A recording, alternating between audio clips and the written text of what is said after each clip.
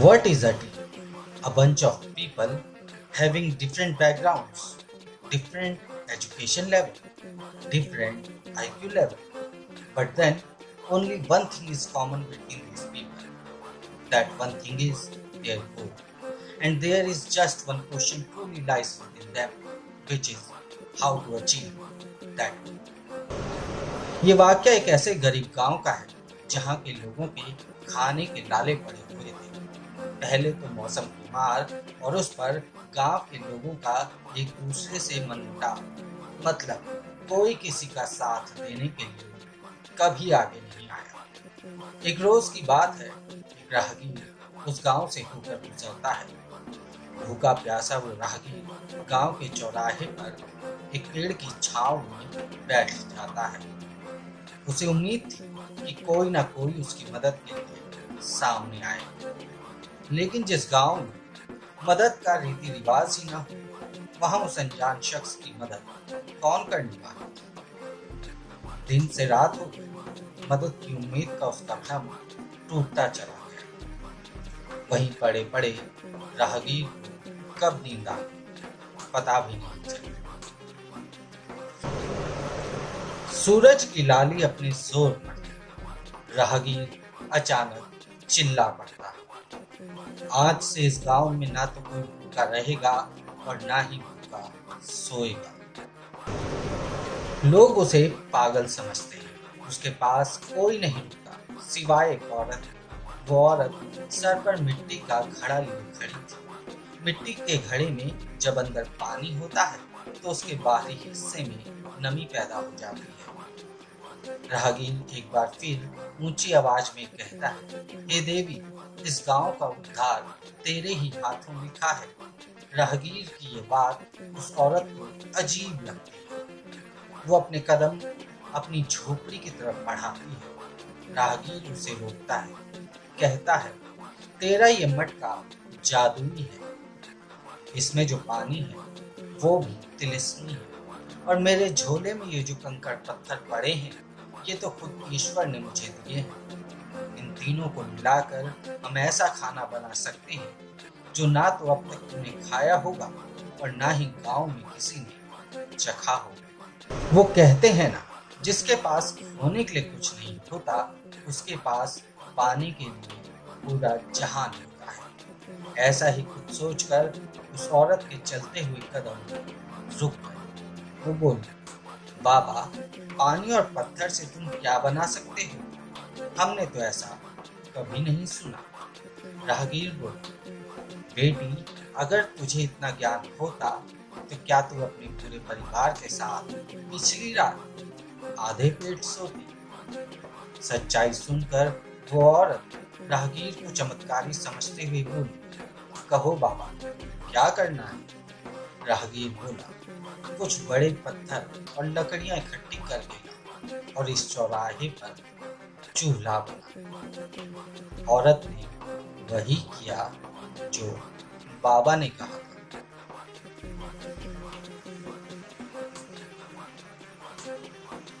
कुछ ही देर में गांव के और लोग वहां गए। मिट्टी की मटकी में पानी और कुछ कंकड़ पत्थर पड़े थे और पानी उबाल खा रहा था। भीड़ में से एक आदमी बोला, बाबा, कंकड़ और पत्थर और पानी से भला कुछ बनता है? राहगीर बोला, बना तो है बेटा, लेकिन अगर इसे और स्वादिष्ट बनाना चाहते हो तो जाकर हल्दी, नमक और मिर्च लेकर। वो आदमी चला गया। अब बाबा ने अपने आसपास खड़े लोगों के जमघट को देखा और कहा, अगर सभी को ये खाना खाना है तो जाओ एक बड़ी हांडी लाओ, बड़ा चूल्हा बनाओ और इस मटकी की सामग्री उसमें डाल दो। याद रहे कि हांडी का पानी आधे से ज्यादा भरा होना चाहिए, तभी सबका पेट भर पाएगा। लोगों ने उस राहगीर की बात मानी और जैसा कहा गया वैसा कर लिया। अब तक वो आदमी भी लौट कर आ चुका था जो नमक, हल्दी और मिर्च लेने गया था। बड़ी हांडी देखकर उसे एहसास हुआ कि नमक, हल्दी और मिर्च कम पड़ जाएगी। वो वापस अपने घर की तरफ लौट पड़ा और कुछ ही देर में फिर लौट आया। लोग उत्सुक थे। जो हो रहा था वैसा उन्होंने पहले कभी नहीं देखा था। भीड़ में खड़ा एक आदमी बोला, बाबा, आपके जादुई कंकड़ तो हम चबा नहीं सकते और नमक हल्दी मिर्च के पानी से पेट भरने वाला नहीं, तो क्या किया जाए? अब राहगीर बोला, बेटा, जब इतनी अकल तेरे पास है तो तू ही बता, और क्या मिलाया जाए? वो आदमी बोला, बाबा, मैं आलू की खेती करता हूँ, मेरे घर में आलू है, मैं उन्हीं लेकर आता हूँ। ये सुनकर एक और आदमी बोल पड़ा, मैं धनिया और पुदीना उगाता हूँ। फिर एक और बोला, मैं गाजर उगाता हूँ। तो कोई कहने लगा, मैं टमाटर लेकर आता हूँ। कुछ ही देर में गांव के कई लोग कई तरह की सब्जी लेकर चौराहे पर खड़े थे। उस गांव के इतिहास में पहली बार हुआ था कि एक उद्देश्य को लेकर सभी एक साथ खड़े हो रहे थे। एक लंबे इंतजार के बाद वो सब्जी तैयार हुई, जिसे चखने को सभी गांव वाले बेताब हुए। कंकड़ भारी थे, इसलिए हांडी के तले में बैठ गए थे।